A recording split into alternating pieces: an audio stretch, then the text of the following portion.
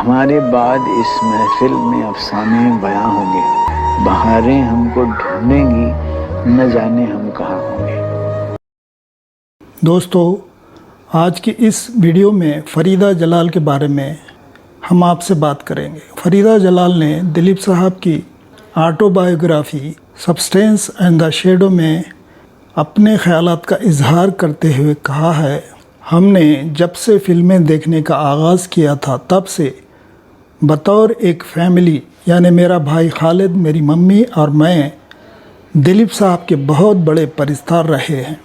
خالد اور میں دلیپ کمار کی اداکاری پر گھنٹوں بات کیا کرتے تھے اور اس دوران ہمیں کھانے پینے کا بھی ہوش نہ رہتا اور اکثر اوقات ہم کھانا کھانا بھی بھول جاتے تھے۔ ان کے بارے میں محض باتیں کرتے ہوئے اور ان کی فلموں کے سین کو اپنے ذہنوں کے اسکرین پر دہراتے ہوئے ہی ہمارا پیٹ بھر جاتا تھا۔ میں یہ پس منظر اس لیے پیش کر رہی ہوں تاکہ آپ اس فون کال کے ان اثرات کا تصور کریں جو مجھ پر اس وقت حاوی ہوئے تھے۔ جب میں نے ایک سہانی صبح ایک خوشخبری سنی۔ اس وقت میں اپنے شریک اداکاروں راجیش کھنہ اور شرمیلا ٹیگور کے ساتھ کشمیر میں شوٹنگ کرنے میں مصروف تھی۔ یہ 1960 کے دہائی کے آخر کی بات ہے۔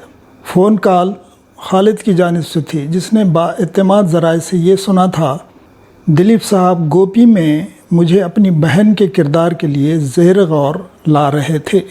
پہلے میں نے سوچا کہ خالد میرے ساتھ مذاق کر رہا تھا، لیکن جب اس نے زور دے کر کہا کہ یہ خبر میں نے اپنے ایک ایسے دوست سے سنی تھی جو افواہ سازی کا عادی نہ تھا، تب میں اپنی خوشی پر قابو نہ کر سکی۔ میں نے سارا دن ایک خواب جیسی حالت میں گزارا۔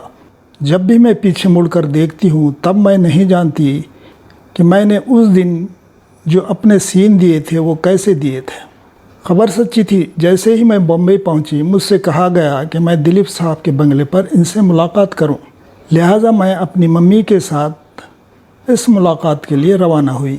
میں خوش بھی تھی اور دل میں بے چینی بھی محسوس کر رہی تھی، لیکن جب وہ ہم سے ملاقات کرنے کے لیے آئے اور میرے ساتھ اور میری والدہ کے ساتھ بات کرنا شروع کیا، تب مجھے اپنے آپ کو پرسکون بنانے اور مکمل طور پر سکون محسوس کرنے میں ایک منٹ بھی نہ لگا۔ وہ میری والدہ کے ساتھ اس قدر عاجزی اور انکساری اور مہربانی کے ساتھ ملے کہ میری جیسی اداکارہ کے لیے یہ ایک ناقابل یقین تجربہ تھا جو فلم انڈسٹری میں نئی آئی ہوئی تھی۔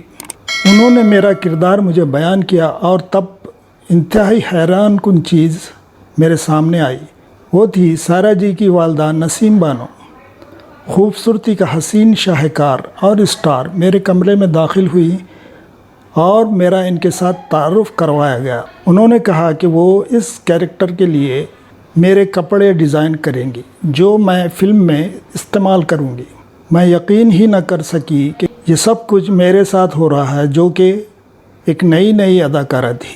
گوپی میرے لیے ایک سیکھنے کا تجربہ تھا، نہ صرف کام کے نقطہ نظر سے بلکہ ذاتی طور پر بھی۔ جب کبھی میں اپنے پراعتماد انداز سے پرفارم کرنے کی کوشش کرتے ہوئے کیمرے کے سامنے گئی، یہ اس وقت ہوا ہو گئی جب میں نے دلیپ کمار کی وہ عاجزی اور انکساری دیکھی جس کے ساتھ دلیپ صاحب یونٹ کے ہر آدمی کے ساتھ پیش آ رہے تھے، اور وہ زحمت جو اپنے کام میں حقیقت کا رنگ بھرنے کے لیے اٹھا رہے تھے۔ میں ان کے ساتھ سین کرتے ہوئے اکثر پریشان ہو جاتی تھی اور وہ ری ٹیک کے لیے کہتے تھے۔ میں سوچا کرتی تھی کہ اس قدر عظیم اداکار کیسے اس قدر ری ٹیک کے بارے میں بار بار کہہ رہا ہے۔ میں نے دلیپ کمار کے ایک اسسٹنٹ سے تذکرہ کیا، تب وہ ہنسنے لگا اور اس نے مجھے بتایا کہ یہ سب ری ٹیک میرے لیے تھے، نہ کہ دلیپ صاحب اپنے لیے کر رہے تھے۔ وہ چاہتے تھے کہ میری اداکاری میں بہتری آئے اور وہ ایک ایسی اداکاری تک جا پہنچے جس کی وہ خواہش رکھتے۔ وہ ان کی عظمت تھی اور میں نے ان سے یہ درس لیا کہ ایک سین اس وقت تک ایک شاندار اداکاری تک نہیں پہنچ سکتا جب تک اس سین میں کام کرنے والے تمام فنکار اپنی بہترین اداکاری پیش نہیں کرتے۔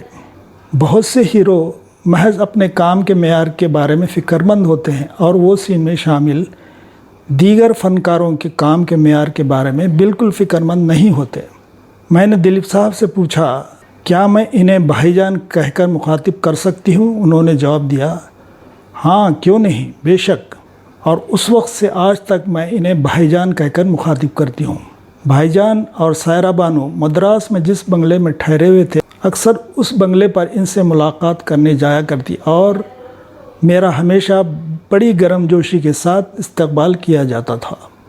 آہستہ آہستہ سائرہ جی اور میں آپس میں گہرے دوست بن گئے۔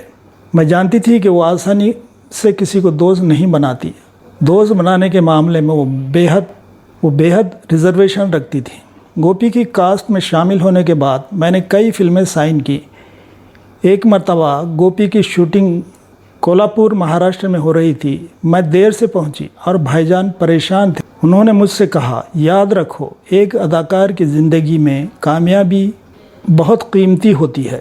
تم جس قدر زیادہ کامیابی حاصل کرتی رہو تمہیں اس قدر زیادہ ذمہ داری اور عاجزی اور انکساری کے ساتھ کام کرنا چاہیے، نہیں تو تمہارے زوال کا آغاز اس طرح ہوگا کہ تمہیں اس کا علم بھی نہ ہوگا۔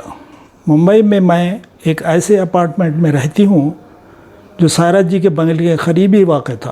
میں جب چاہتی آزادانہ طور پر ان سے ملاقات کر سکتی تھی کیونکہ سائرہ جی اور میری دوستی جاری و ساری تھی۔ ان کے گھر میں ہر وقت قہقہے گونجتے رہتے اور خوشی رقص کرتی رہتی اور بھائی جان کے بھتیجے بھانجیاں گھر میں موجود رہتی ہیں۔ کبھی کبھار وہ بھائی جان کے ساتھ باغ میں بیڈمنٹن کھیلتے تھے اور کبھی کبھار ان کے ساتھ ڈرائنگ روم میں شطرنج کھیلی جاتی تھی۔ کچن سے باہر ہر ایک کی تواضع کے لیے ذائقہ دار ہلکے پھلکے پکوان آتے رہتے تھے اور بھائی جان اپنی پلیٹ میں کوئی چیز ڈالنے سے پہلے ہماری پلیٹیں بھرتے۔ وہ ایک ایسے شخص ہیں جو وصول کرنے کی بجائے دینے میں فراغ دلی کا مظاہرہ کرتے ہیں۔ یہ ایک ایسا کام ہے جو ساری زندگی وہ کرتے رہے، نہ صرف اپنی فیملی کے حوالے سے بلکہ ہر اس شخص کے لیے جو انہیں جانتا ہے۔ Thank you.